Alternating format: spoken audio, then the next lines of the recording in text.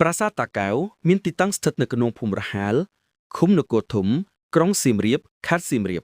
សង់នៅសតវត្សទី10ក្នុងរជ្ជកាលព្រះបាទជ័យវរ្ម័នទី5ពីថ្មភក់មានទំហំ100ម៉ែត្រគុណនឹង120ម៉ែត្រតាមលោកសុកស៊ូដេសថាប្រាសាទនេះត្រូវគេបោះបង់ចោលព្រោះកាលនោះមានរទេះប្រត្រីប៉ុន្តែលោកសុកប៊ូស៊ីលីយេយល់ថាដោយមានកើតហេតុអាក្រក់មួយបណ្ដាលឲ្យ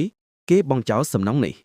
លុះមកដល់រជ្ជកាលព្រះបាទសូរ្យវរ្ម័នទី1ទើបទ្រង់បានបញ្ជាឲ្យគេធ្វើការជួសជុលឡើងវិញ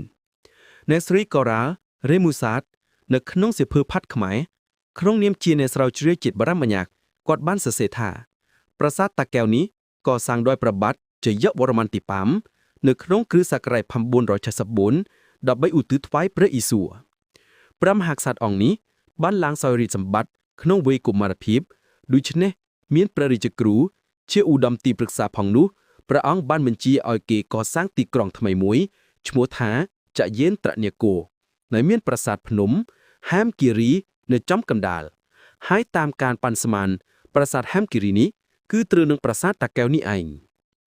ថ្មីត្បិតតែប្រាសាទតាកែវគ្មានក្បួរក្បាច់រចនាដោយប្រាសាទនានានៅតំបន់អង្គរប៉ុន្តែត្រូវបានអ្នកទេសចរខ្លះៗលន់មកថាប្រាសាទនេះដូនតាខ្មែរធ្វើមិនតាន់ហើយក្តី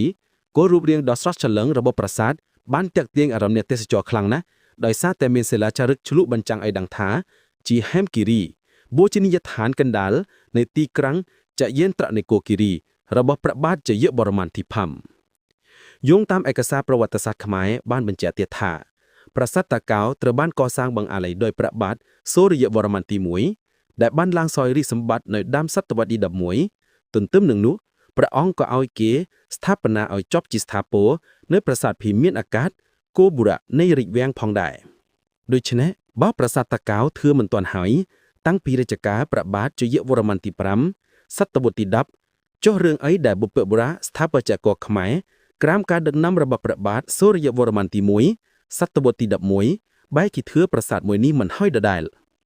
សិលាចារឹកបានចារថានៅពេលប្រាសាទបានកសាងរួចរាល់ស្រាប់តែមានរន្ទះបាញ់ដែលជាប្រផ្នូលអាក្រក់មិនអាចបន្តការសាងសង់បានឡើយសិលាចារឹកនៃប្រាសាទតាកែវមានចំនួនទាំងអស់7ដែលស្ថិតនៅក្នុងគោបុរៈទីខាងកើតស្នាដៃរបស់បណ្ឌិតយោហ្គីស្វរៈស្ថិតនៅក្នុងគោបុរៈខាងក្រៅដែលសរសេរនៅមេទ្វារទិសខាងកើតសិលាចារឹកនេះសរសេរជាភាសាសំស្ក្រឹតក្នុង38បន្ទាត់សិលាចារឹករៀបរាប់អំពីអំណោយរបស់យោគីបណ្ឌិតដែលធ្វើចំពោះវត្តនានាដូចជាវត្តលីងកបុរៈអង្គវេទន្លេវត្តឯកចាំពេស្វរៈកំធវឌិកជ័យកេសែតនិងវត្តឯភ្នំបាត់